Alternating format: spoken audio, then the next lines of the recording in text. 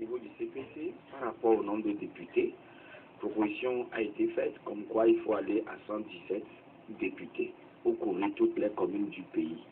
Alors, quel lecture-vous, en tant qu'acteur politique, vous en faites? Non, déjà, avec les 91 députés, lorsque moi j'étais à l'Assemblée nationale, les pays limitrophes et des gens, même à l'international, considéraient qu'on était un peu pléthorique. Bon, nous, on a considéré que c'est les conditions dans lesquelles les choses ont été créées ici, c'est les bases que nous avons posées qui ont fait qu'on est pléthorique, parce qu'on a dit, à la limite, dès le début, 2 députés au moins pour chaque préfecture. En disant ça comme ça, et en multipliant les préfectures,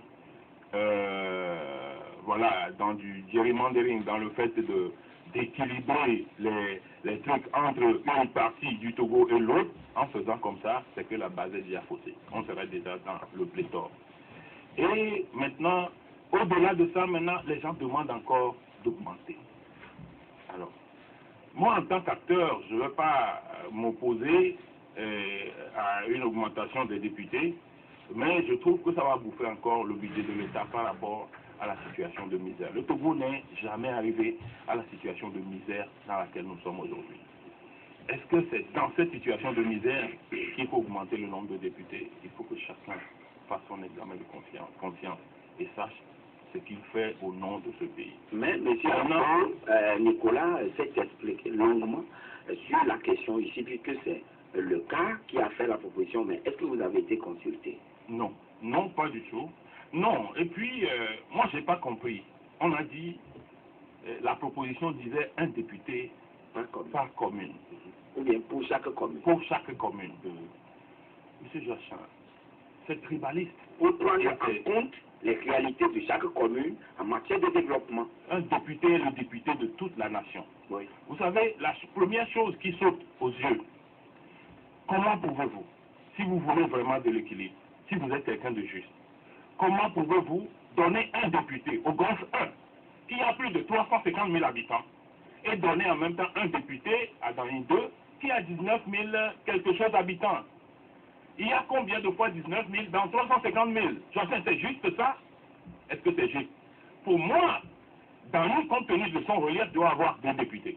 Mais par conséquent, il faut alors évaluer de manière équitable, pas de manière égale. Il faut évaluer de manière équitable. Généralement, comment ces choses se passent? Vous avez le même exemple dans le... vous avez l'exemple que les gens peuvent suivre, si les gens eux-mêmes n'ont pas l'intelligence politique pour faire les choses. Quand vous prenez la composition du conseil régional, on dit 21 conseillers pour les régions où la population est inférieure ou égale à 1 million d'habitants. 31 pour la population comprise entre 1 million et 1 500 000 habitants, etc. Quand vous prenez pour les conseillers municipaux, pour les élections municipales que nous avons faites, c'est le même schéma qui a été développé. 50 000 pour 11 pour les communes dont la population est inférieure ou égale à 50 000 habitants, 15 pour les communes dont la population est comprise entre 50 000 et 100 000 habitants. C'est comme ça qu'un découpage se fait. On fixe d'abord un premier chiffre, on peut dire chaque préfecture a au moins 2 députés. Et donc, pour chaque préfecture jusqu'à 150 000 habitants, voilà, c'est la configuration. Mais à partir de 150 000 habitants, chaque 100 000 habitants supplémentaires donne droit à un député. Ou même, chaque 150 000 habitants donne droit à un député. Et ainsi de suite, ainsi de suite, ainsi de suite.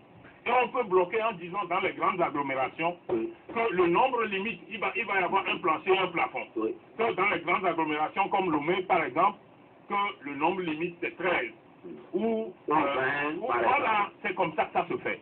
Mais on ne peut pas aller dire, pendant qu'une commune qui a 350 000 habitants a un député, aller dire qu'une commune qui a 19 000 habitants ou 20 000 habitants a aussi un député. Est-ce que c'est juste? Est-ce que c'est égal?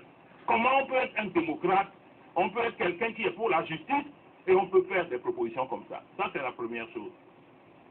La deuxième chose, c'est que l'argumentation derrière, c'est que quand il y avait les députés, chacun défendait les causes de sa préfecture.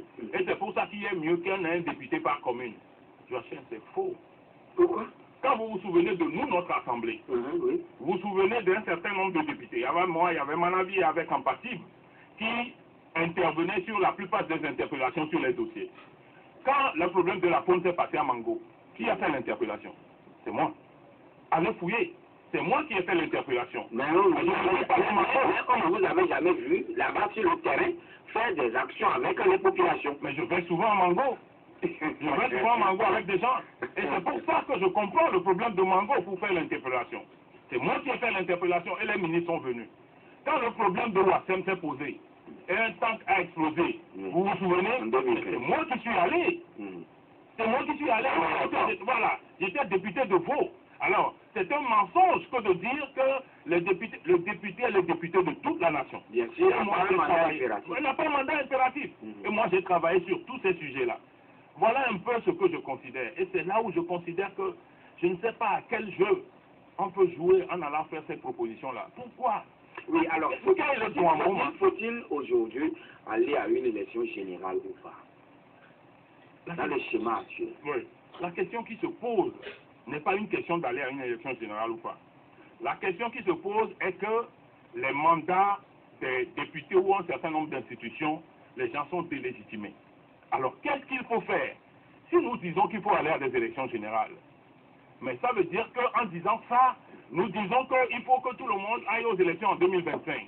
Dans ces conditions-là, qu'est-ce qu'on fait de l'Assemblée monocolore que nous dénonçons depuis 2018 et que c'est avec pression des chars dans la rue qu'on a pu organiser cette élection-là? Vous vous souvenez de cette période-là?